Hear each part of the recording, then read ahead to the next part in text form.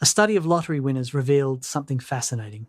Within 5 years, nearly one-third of winners had filed for bankruptcy. They had suddenly received more money than they could ever earn, yet many ended up worse off than before. Meanwhile, countless people with modest incomes quietly build wealth over time. The difference isn't how much money comes in, it's what happens after it arrives. If someone earns a high salary, does that automatically make them wealthy? Most people would say yes.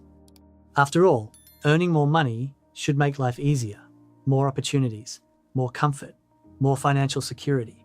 But here's the surprising truth. Income alone does not create wealth. In fact, many high-income earners struggle financially, while some people with modest incomes quietly build significant wealth over time. Let's start with something simple. There are two financial numbers that shape your life: income and net worth. Income is the money you earn, net worth is the money you keep. And the gap between those two numbers tells a powerful story. Imagine two people. Person A earns $180,000 per year. Person B earns $70,000 per year. At first glance, person A appears financially superior. But let's look deeper. Person A spends $175,000 per year. Luxury housing, car payments, frequent travel, high lifestyle costs, and saves about $5,000 annually. Person B lives more modestly, spends $45,000 per year, and invests $25,000 annually. Fast forward 15 years, person B may have built a large investment portfolio while person A still depends entirely on their next paycheck. The difference wasn't income, it was behavior. Let me give you another example. A professional athlete earning millions might retire broke within a few years, while a teacher earning $50,000 retires a millionaire. The athlete had far more income. The teacher had better financial habits. This pattern repeats everywhere. High-income professionals living paycheck to paycheck, while modest earners build real wealth. Income opens doors, but habits determine whether you walk through them, toward wealth or toward more spending. This brings us to savings rate, the percentage of your income that you keep and invest. It's one of the most powerful factors in wealth building. Someone saving 40% of their income builds wealth dramatically faster than someone saving 5%, even if the second person earns more. Because wealth grows from money that is invested, not money that is spent. Let's look at the math. Two people each earn $100,000 per year. Person A saves 5%, that is $5,000. Person B saves 30%, that is $30,000. After 25 years at 7% return, person A has about $330,000. Person B has about $2 million. The higher saver built 6 times more wealth, even though their income was identical. That's the power of savings rate. Lifestyle inflation also plays a role. Lifestyle inflation occurs when spending rises alongside income. A raise arrives, lifestyle upgrades follow. A larger apartment, a newer car, more luxury purchases. Eventually, expenses expand to match income. Despite earning more, financial progress remains limited. This pattern explains why many high earners remain financially stressed. Their lifestyle requires constant income to sustain. I've seen this happen with people who get big promotions. They move to a more expensive neighborhood, lease a luxury car, start dining at high-end restaurants. Their monthly expenses rise by exactly the amount of their raise. Years later, they have nothing to show for the extra income except a more expensive lifestyle. They're no closer to financial freedom than before. Now imagine a different approach. Instead of increasing spending every time income rises, someone invests a portion of each raise. For example, with a $10,000 raise, instead of spending the entire increase, you invest $6,000. Your lifestyle improves slightly, but your investments grow significantly. Over time, this habit creates powerful financial momentum. Let's track this over a career. Suppose you start earning $50,000 and save 20%. That is $10,000. Over 20 years, you get raises that bring you to $100,000. If you spend every raise, your savings rate stays at 20% of $50,000 or $10,000 per year. If you invest half of each raise, your savings rate climbs to 35% of $100,000 or $35,000 per year. That extra $25,000 annually for 20 years at 7% becomes over $1 million. The same career progression, completely different outcome. Compounding is the engine that turns consistent investing into wealth.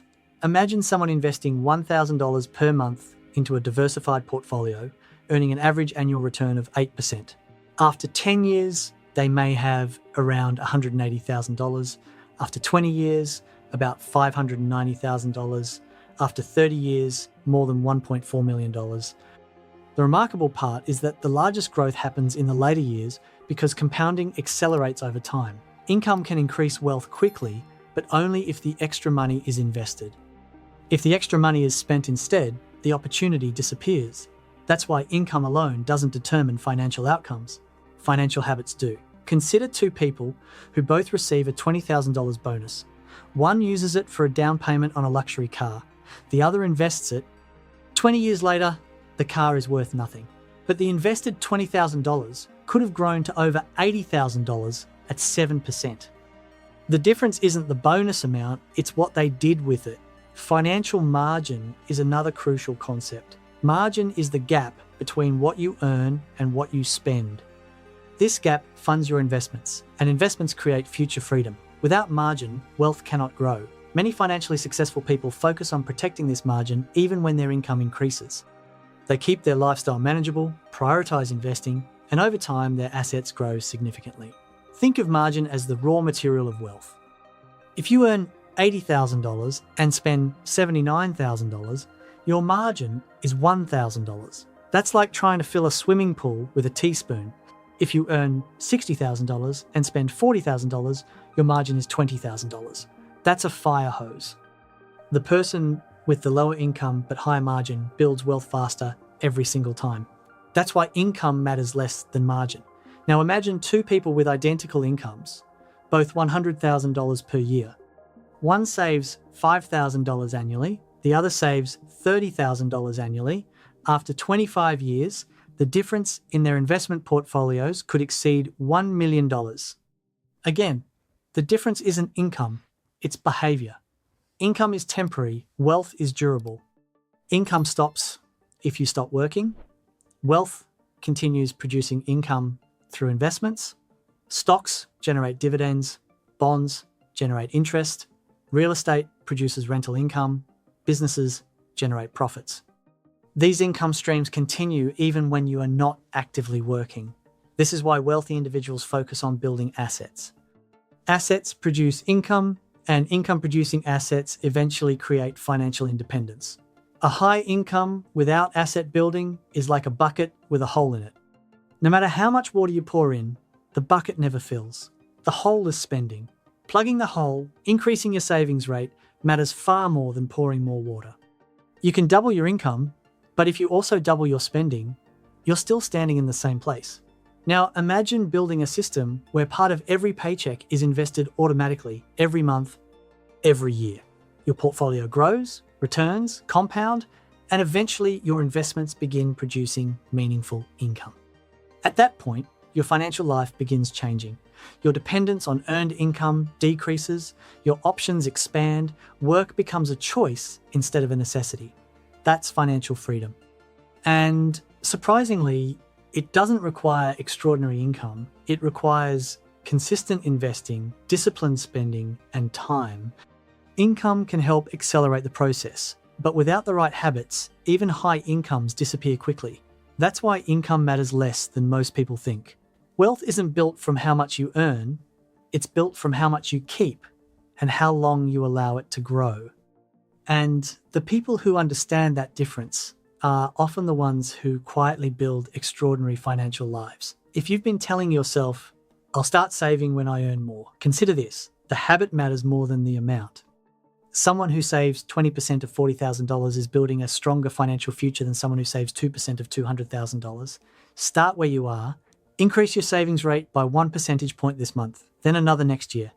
Over time, that habit will outperform any raise you ever get, because a high savings rate turns any income into wealth, but a low savings rate turns any income into more spending. Thank you for watching. If this changed how you think about income and wealth, consider subscribing so you don't miss the next one. And I'll see you there.